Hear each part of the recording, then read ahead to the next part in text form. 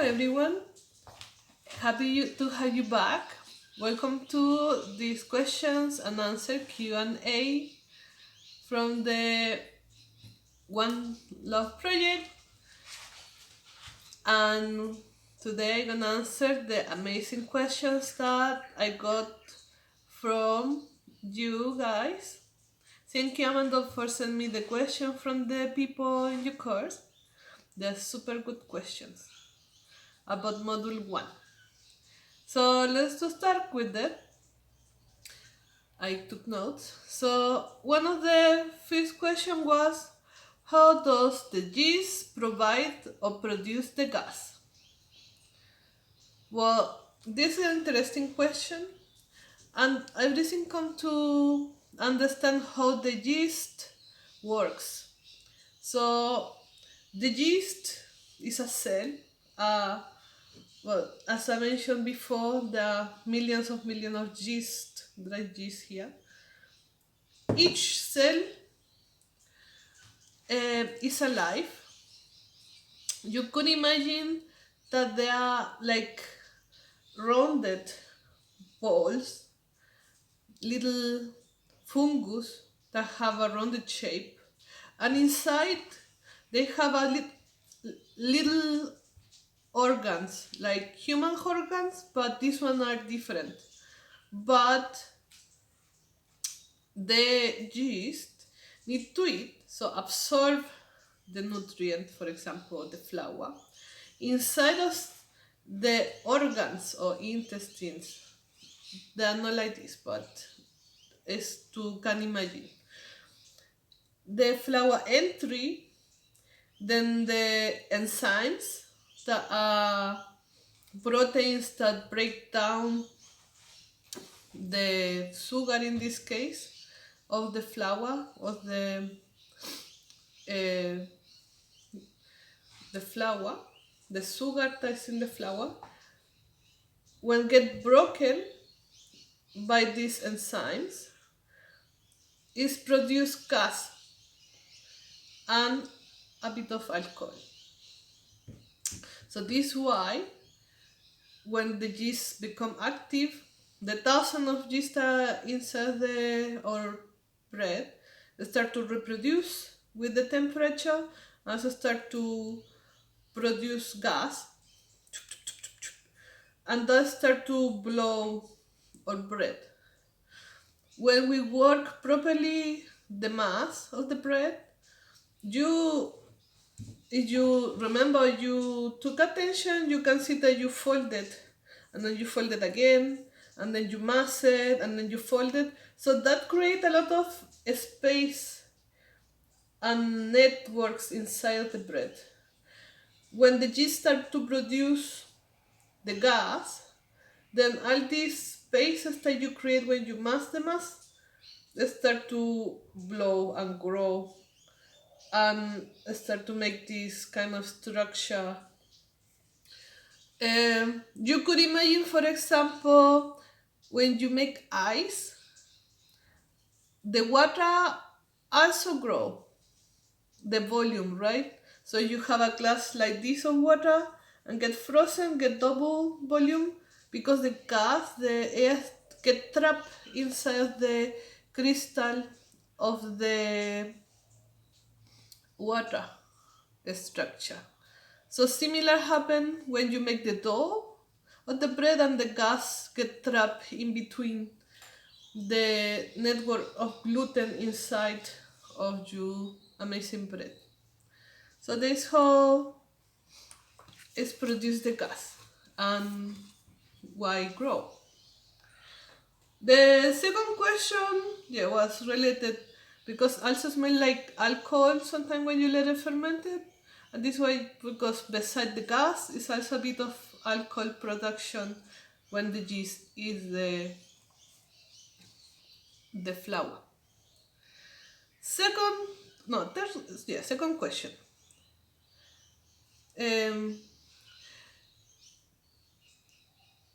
So when the yeast is activated, when you add water, without water it's not alive. With water become activated. Yes, is something like that. I mean, the yeast is all the time alive. It's just dormant. Like when it's dry, it's dormant, which means that doesn't need to eat, doesn't move. It's just like frozen in the time.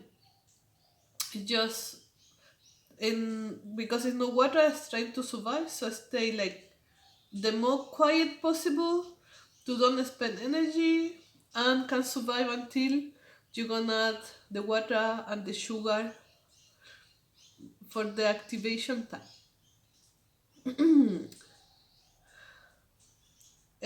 How the dough double its size? The yeast multiply? How reproduce? Well, as I mentioned before, in the question before, the yeast reproduce, but it's not because the amount of yeast is too much that make the bread grow. It's more the yeast reproduce, but it's so small that doesn't gonna increase the volume of the bread. But what increase the volume of the bread is the gas that they produce and make that the all the spaces in your bread, all the plaques start to make extraction and start to grow with the gas. It's like a balloon, a big balloon. A lot of air space start to get filled, and this is why the bread over the fermentation start to grow.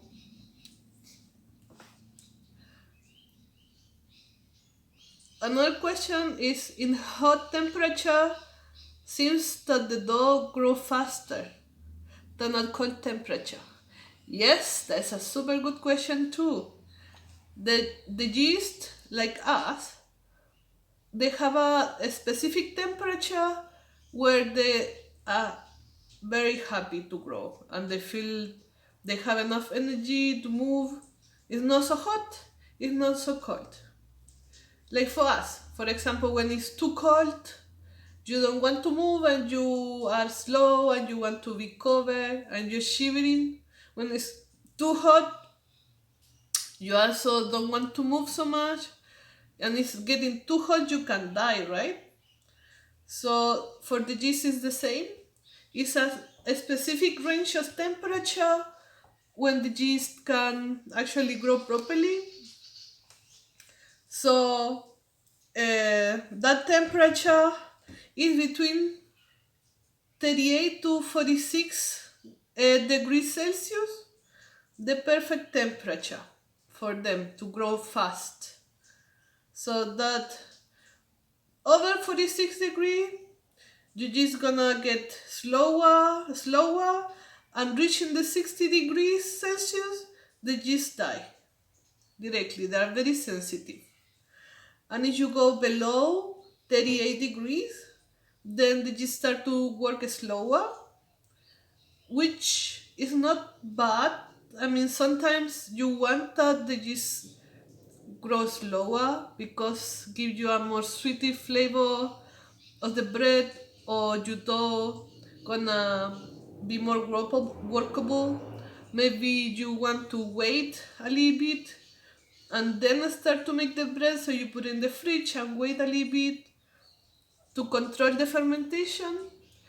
There are a lot of different technique to work with cold temperatures, so I will say that you have to explore and experiment and see how tastes the bread that you want to do. I guess Amanda will teach you also how to control the temperature for different type of bread. So yeah, as the question was done, the dough gonna grow faster at higher temperature, but until certain limit, and also grows lower at lower temperature. So another question was the most important or vital part of yeast fermentation. Well, that is a very good question. I will say, in my opinion, the activation phase, when you bloom the yeast, the blooming of the yeast is very important. That means when you add the yeast to water the first time with a bit of sugar, with a bit of flour, and in the perfect temperature, because then you are sure that mostly of your yeast gonna be activated and gonna be ready to work in your bread.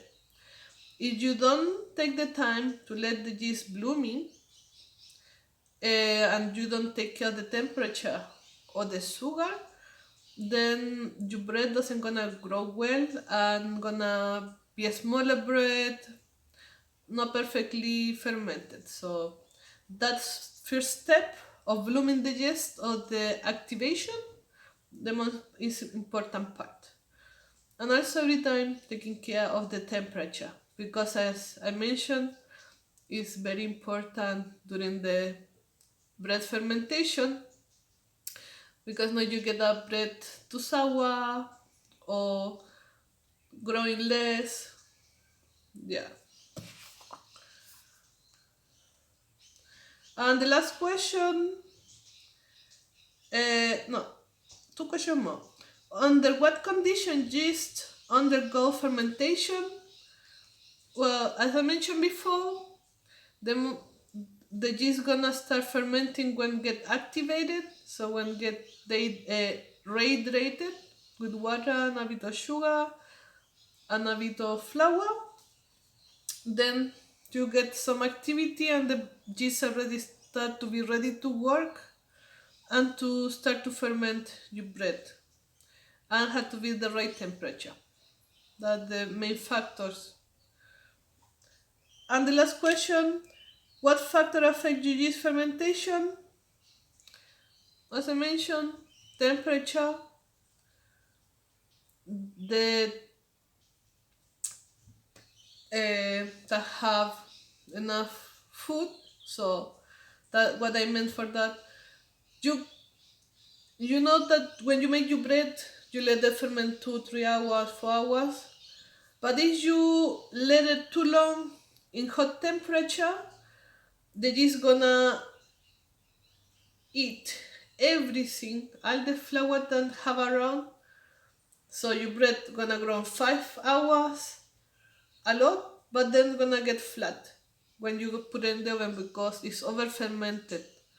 So it's important that you manage properly the temperature and the time when you are fermenting the bread. Not too long, not too short, just the right timing. And that you're gonna learn it with the time, because the recipe tell you a standard of maybe 2 3 hours, but with your backer eye, you start to know, this dough is ready or not, because gonna depend of the temperature of the day, the temperature of the water. So you have to learn with the time when our bread is ready to know when to put it in the oven. Or for example, you don't have to bake it, to put it in the fridge, to wait till you have time to bake it. So yeah, thank you for the amazing questions. I'm really happy that you got so interested and give me this question. I was very happy to answer. I wish you all the best in the course, and I will produce the module 2 soon. So yeah, see you soon. Best regards for you, Amado, and all the best in the One Love project. I'm very happy to can collaborate. So all the best in your learning, and if you have more questions, just send it to me through Amanda. I'm very happy to answer. So have a good weekend, have a good week. Bye bye.